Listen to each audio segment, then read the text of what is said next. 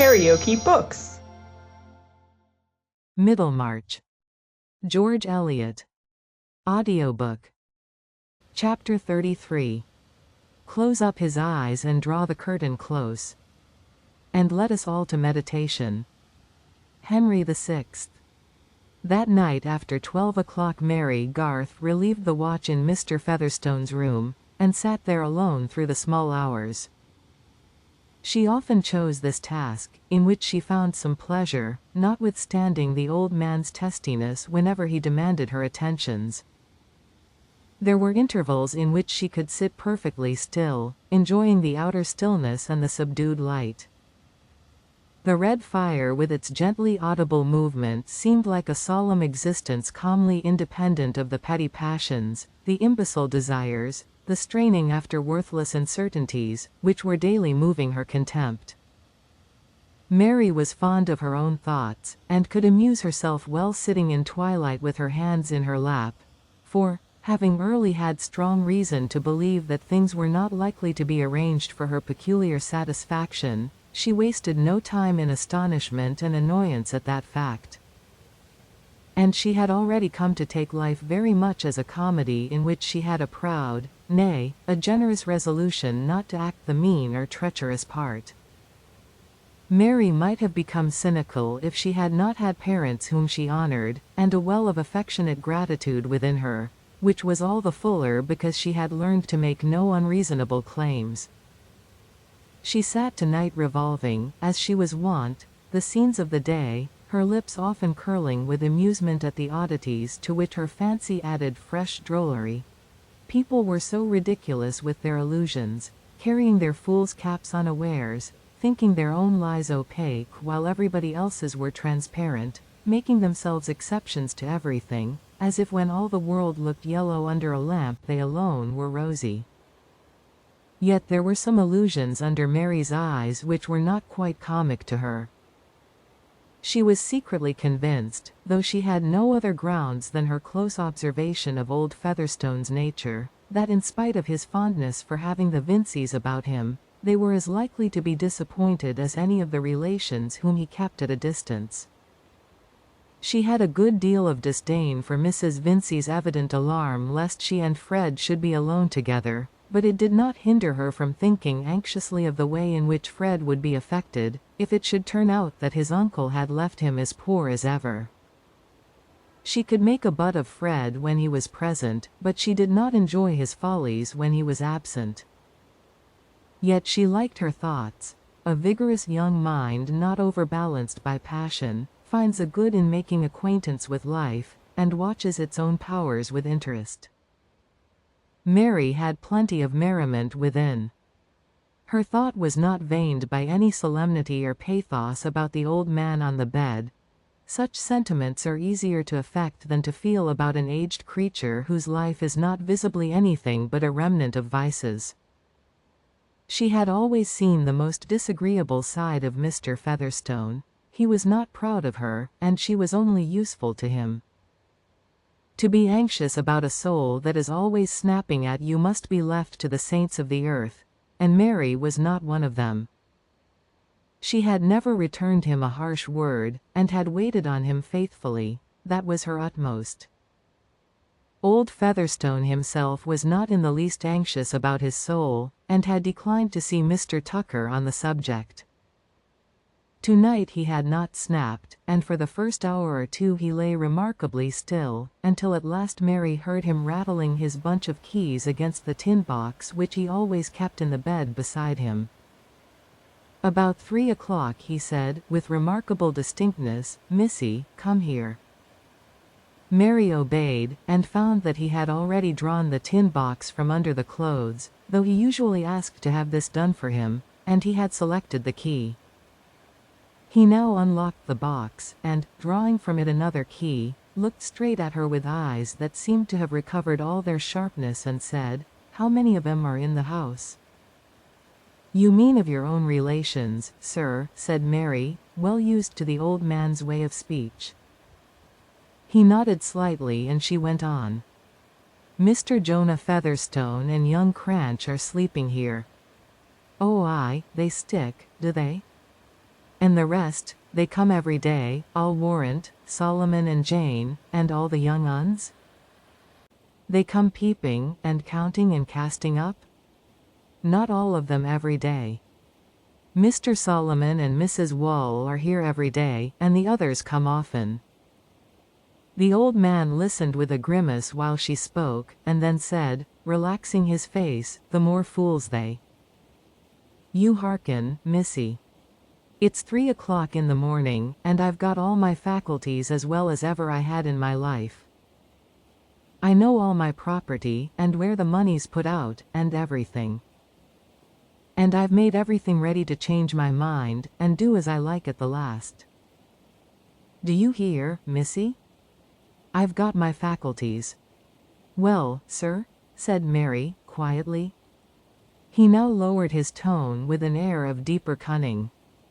I've made 2 wills, and I'm going to burn one. Now you do as I tell you. This is the key of my iron chest, in the closet there. You push well at the side of the brass plate at the top, till it goes like a bolt. Then you can put the key in the front lock and turn it. See and do that, and take out the topmost paper, last will and testament, big printed. No, sir, said Mary, in a firm voice, I cannot do that. Not do it?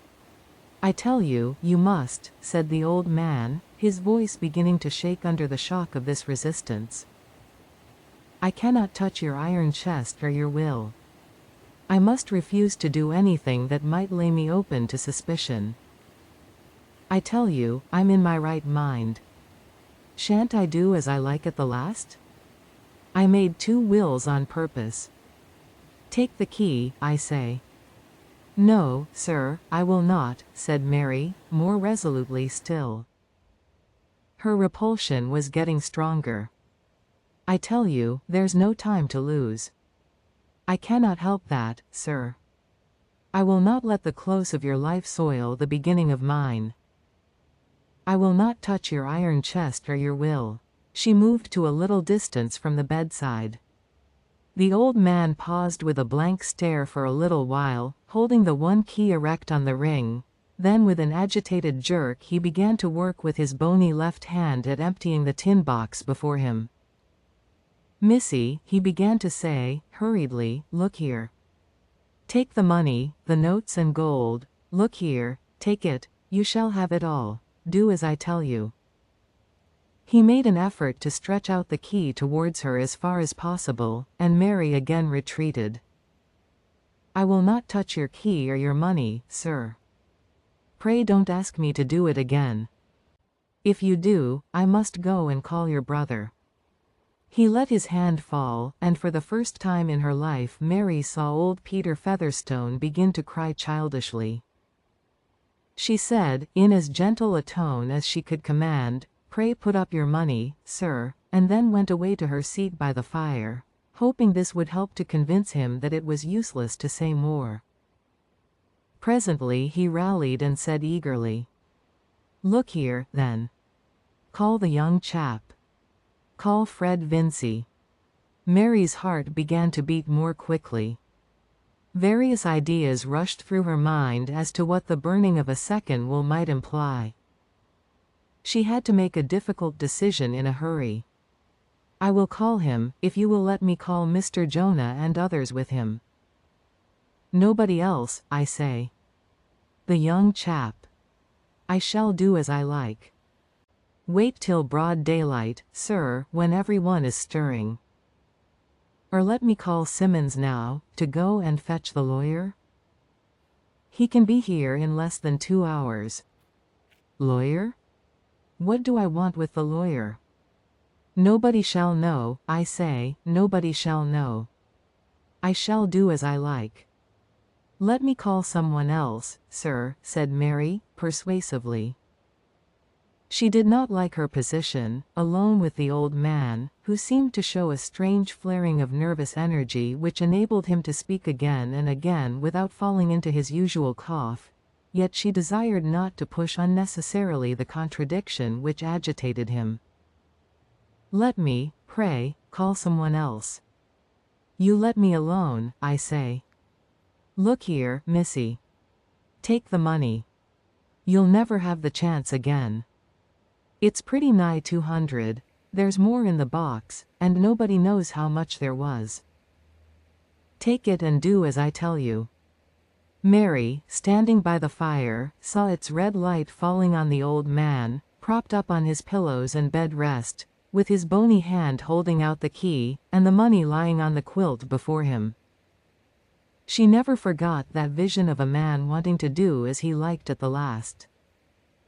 But the way in which he had put the offer of the money urged her to speak with harder resolution than ever. It is of no use, sir. I will not do it. Put up your money. I will not touch your money. I will do anything else I can to comfort you, but I will not touch your keys or your money. Anything else, said old Featherstone, with hoarse rage, which, as if in a nightmare, tried to be loud, and yet was only just audible. I want nothing else.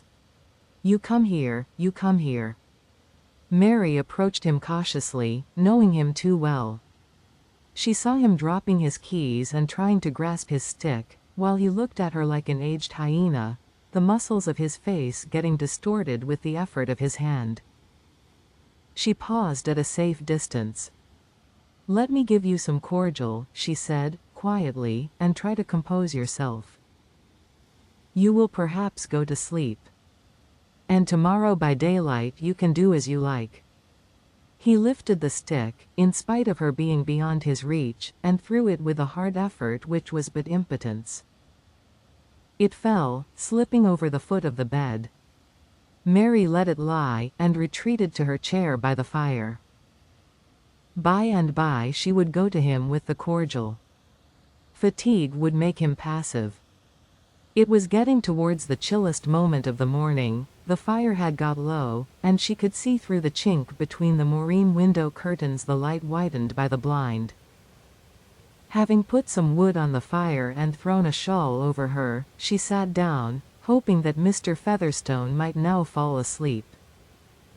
If she went near him the irritation might be kept up.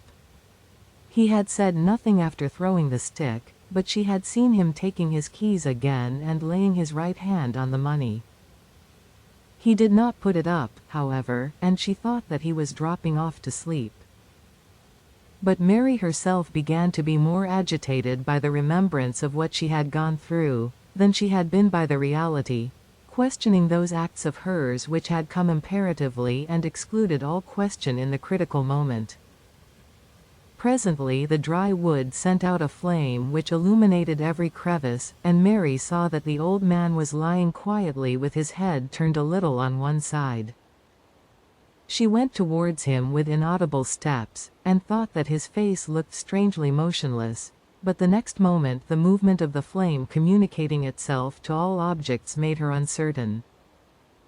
The violent beating of her heart rendered her perceptions so doubtful that even when she touched him and listened for his breathing, she could not trust her conclusions. She went to the window and gently propped aside the curtain and blind, so that the still light of the sky fell on the bed. The next moment she ran to the bell and rang it energetically. In a very little while there was no longer any doubt that Peter Featherstone was dead, with his right hand clasping the keys, and his left hand lying on the heap of notes and gold. If you liked what you heard, please subscribe to the channel.